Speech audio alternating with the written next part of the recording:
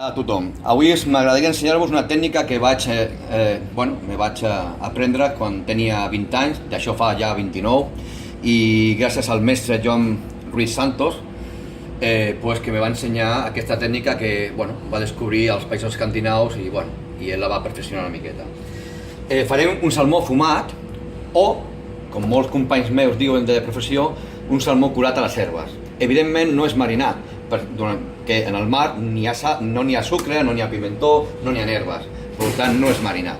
Aclarit això, començarem. Tenim els dos supremes de salmó que hem neteat prèviament i ara començarem a ficar les herbes. En primer lloc, anet.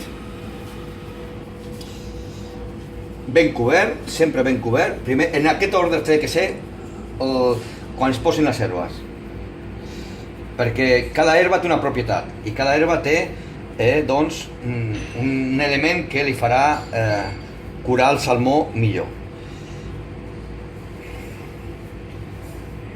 Anet és eneldo, per a qui no ho sepa. La segona herba que posarem és la sàlvia, que és més aviat anisada i li donarà una dolçor al salmó quan acabem de curar. I a l'hora de menjar també es notarà. Força herba, forces herbes.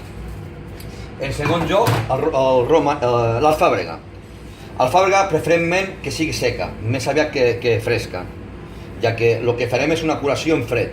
Per tant, a la humitat del peix, l'alfàbrega fresca se mullaria i no faria l'efecte que volem donar-li al salmó. En quart lloc, el romaní. Aquest pot ser fresc o pot ser sec. No n'hi ha cap problema. Aquest no absorbeix tanta humitat del peix. Per tant, però ben d'herba, ben cobert.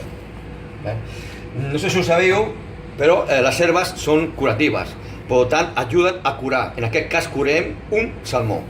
I l'última herba és una orenga, una mica d'orenga, i amb aquesta ja per acabar de donar els aromes que li volem donar al salmó. Per l'altre costat barrejarem 1 quilo de sucre i 1 quilo de sal tot junt en un bol sec i l'afegirem el pimentó suficient fins que quedi una barreja vermellosa.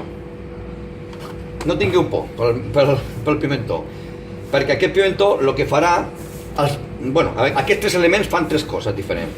La sal, evidentment, com tots sabeu, marina, sí, cura també, no? I pot marinar el peix. La sucre el que fa és que en contacte de la humitat del peix ajuda a absorbir el que és les aromes i les fragàncies de les herbes.